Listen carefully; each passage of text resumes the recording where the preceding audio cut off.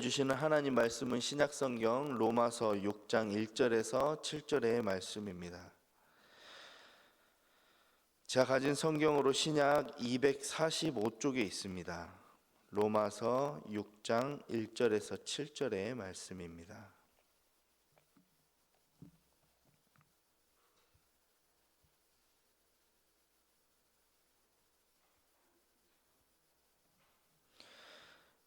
저희 한 목소리로 같이 읽도록 하겠습니다. 시작. 그런즉 우리가 무슨 말을 하리요? 은혜를 더하게 하려고 죄에 거하겠느냐? 그럴 수 없느니라. 죄에 대하여 죽은 우리가 어찌 그 가운데 더 살리요? 무릇 그리스도 예수와 합하여 세례를 받은 우리는 그의 죽으심과 합하여 세례를 받은 줄을 알지 못하느냐? 그러므로 우리가 그의 죽으심과 합하여 세례를 받음으로 그와 함께 장사되었나니 이는 아버지의 영광으로 말미암아 그리스도를 죽은 자 가운데서 살리심과 같이 우리로 또한 새 생명 가운데서 행하게 하려 함이라. 만일 우리가 그의 죽으심과 같은 모양으로 연합한 자가 되었으면 또한 그의 부활과 같은 모양으로 연합한 자도 되리라. 우리가 알거니와 우리의 옛사람이 예수와 함께 십자가에 못 박힌 것은 죄의 몸이 죽어 다시는 우리가 죄에게 종노릇하지 아니하려 함이니 이는 죽은 자가 죄에서 벗어나 의롭다 하심을 얻었음이라. 아멘. 할렐루야. 아멘. 이 새벽에 주님의 전으로 찾아와 하나님의 말씀을 사모하시는 여러분들에게 하나님의 놀라운 말씀의 은혜가 있기를 간절히 소망합니다. 우리가 신앙생활을 하다 보면 교회 안에서 가끔 듣는 아니면 저희들이 이렇게 하는 이야기가 있습니다. 이제는요 복음으로 살아야지요 라는 이런 말들 말입니다. 참 좋은 말입니다. 그런데 가만히 들어보면 그렇게 고백하는 사람마다 그 의미가 조금씩 다른 말 같습니다. 이제는 복음으로 살아야지요 라는 말이요. 어떤 사람은 이렇게 생각하기도 합니다. 우리는 은혜로 구원받았으니까 너무 죄에 대해 예민하게 살 필요는 없지 않을까? 아니면 하나님은 사랑이시니까 조금은 내가 넘어지거나 연약해졌을 때도 하나님께서 이해해 주시지 않을까라고 이렇게 생각하는 것 말이에요. 그래서 어떤 사람은 복음을 죄에 대해 조금 느슨해지는 이유로 이해하기도 합니다. 그런데 오늘 본문에서 사도 바울은 그 생각을 아주 강하게 부정하고 있습니다. 오늘 본문 1절 말씀에 그런즉 우리가 무슨 말을 하리요? 은혜를 더하게 하려고 죄에 거하겠느냐? 바로 이렇게 말합니다. 그럴 수 없느니라 라고요. 이 표현은 바울이 사용한 말 중에 가장 강한 부정을 이야기하고 있습니다. 절대 그럴 수가 없다. 상상도 하지 말아라 라는 것이죠. 왜냐하면 복음은 죄를 편하게 만들어주는 것이 아니라 죄의 권세에서 우리를 끌어내주는, 건져내는 능력이 있기 때문입니다. 이런 이야기가 있었습니다. 미국에서 실제 있었던 이야기인데요. 어떤 노예가 주인의 집에서 평생 종으로 살았습니다. 그러다가 이제 노예 해방선언이 되어서 모든 노예들이 자유함을 얻었어요. 그래서 방금 말했던 그 노예도 법적으로는 이미 자유인이 된 사람입니다. 근데 놀랍게도 이 사람은 여전히 옛 주인의 집에 남아서 허드렛일하고 계속 종처럼 살고 있었다고 해요. 왜 그랬을까요? 그 사람은 이미 자유인이 되었지만 이 사실을 제대로 믿지 못했던 것입니다. 그래서 여전히 그렇게 살아왔던 대로 종처럼 살고 있었던 겁니다.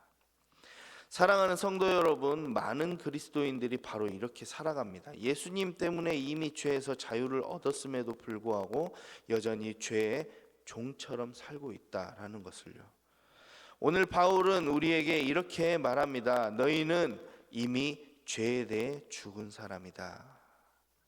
그렇다면 우리는 이제 어떻게 살아야 할까요? 오늘 말씀을 통해 세 가지 부분으로 나눠서 살펴보겠습니다. 첫 번째는 복음은 우리의 신분을 바뀌었습니다. 바울은 이렇게 말합니다. 2절 말씀인데요. 죄에 대하여 죽은 우리가 어찌 그 가운데 더 살리요? 라고 말합니다. 죄에 대해서 죽은 우리가 어떻게 그 가운데 더 살겠느냐라는 것입니다.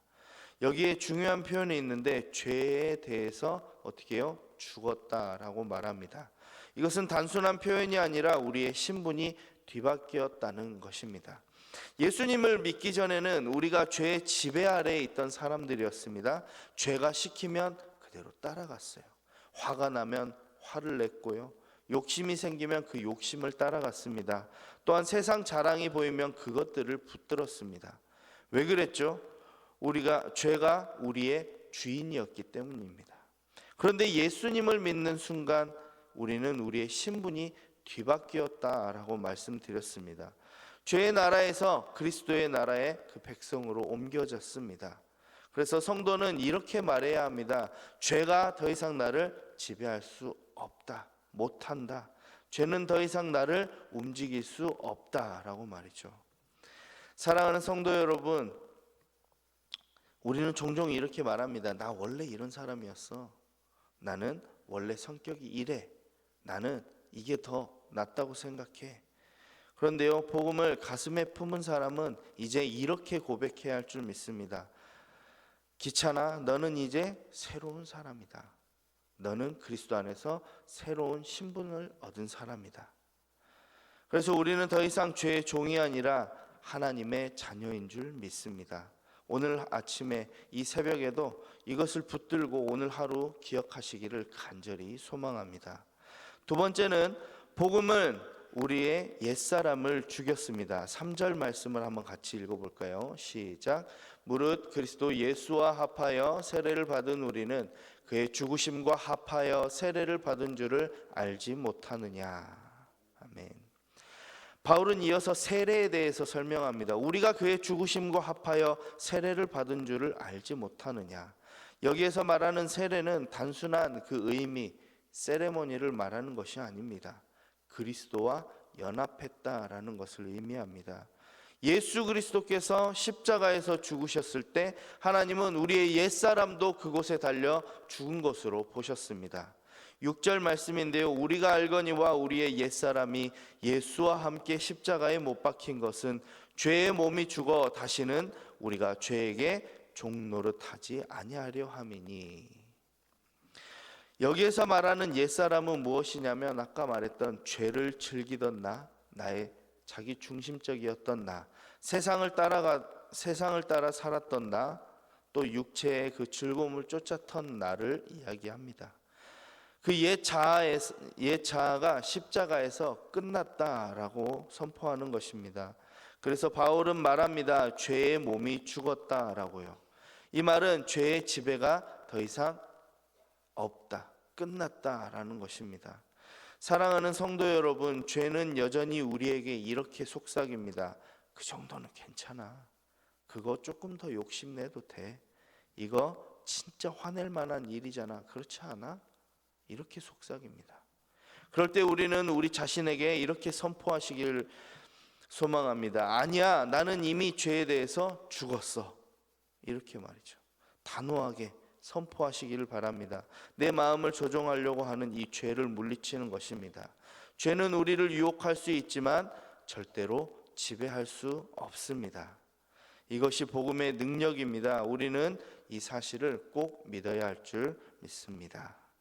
세 번째로 복음은 우리의 삶의 방향을 바꿉니다. 7절 말씀을 같이 보겠습니다. 시작. 이는 죽은 자가 죄에서 벗어나 의롭다 하심을 얻었습니다. 이 말은 쉽게 말하면 죄가 더 이상 우리를 다스릴 권리가 없다는 뜻입니다. 이제 우리의 주인이 누구입니까? 바로 예수 그리스도이십니다. 그래서 복음은 단지 천국을 가게 해주는 그런 소식이 아닙니다. 삶에 바꾸는 능력이 되는 것이고요, 우리 삶의 원동력이 되는 것입니다. 그래서 이제 우리는 세상 욕심을 따라 사는 사람이 아니라 말씀을 따라가는 사람인 줄 믿습니다. 눈에 보이는 것을 따라 사는 사람이 아니라 믿음을 따라 살아가는 사람들입니다. 사랑하는 성도 여러분, 우리는 여전히 넘어질 때가 있습니다. 왜 나는 또 이 죄를 반복했을까? 나는 이것밖에 안 되는 것일까? 왜 나는 여전히 쉽게 낙담하는 것일까? 하지만 낙담하실 필요가 없습니다. 자신을 계속 자책할 필요가 없습니다. 걸어가다가 넘어질 수 있잖아요. 비록 넘어질 수는 있지만 그 죄가 우리를 지배해서 한없이 주저앉을 수 없다라는 것입니다. 그래서 우리가 신앙생활하다가 한 번씩 넘어질 때면, 시험에 들잖아요. 그럴 때면 낙심할 것이 아니라 다시 복음 앞으로 나와서, 이 기도의 자리로 나와서 주님께 간구하시기를 부탁드립니다. 이제 말씀을 정리합니다. 사랑하는 성도 여러분, 복음은 단지 천국행 티켓이 아닙니다. 복음은 우리의 삶을 새롭게 만드는 능력입니다. 죄는 더 이상 우리의 왕이 아닙니다. 예수 그리스도가 우리의 왕인 줄 믿습니다. 그래서 오늘 하루도 기억하며 담대히 살아가시길 바랍니다. 죄는 더 이상 나를 다스릴 수 없다. 오직 예수님의 은혜가 나를 다스린다라고 말입니다. 오늘 하루도 예수님을 나의 주님, 나의 왕으로 모시고 복음 안에서 살아가시는 모든 성도님들 되시기를 간절히 소망합니다. 기도하겠습니다. 사랑의 하나님, 오늘 새벽도 주님 말씀 앞에 서게 하심을 참으로 감사합니다.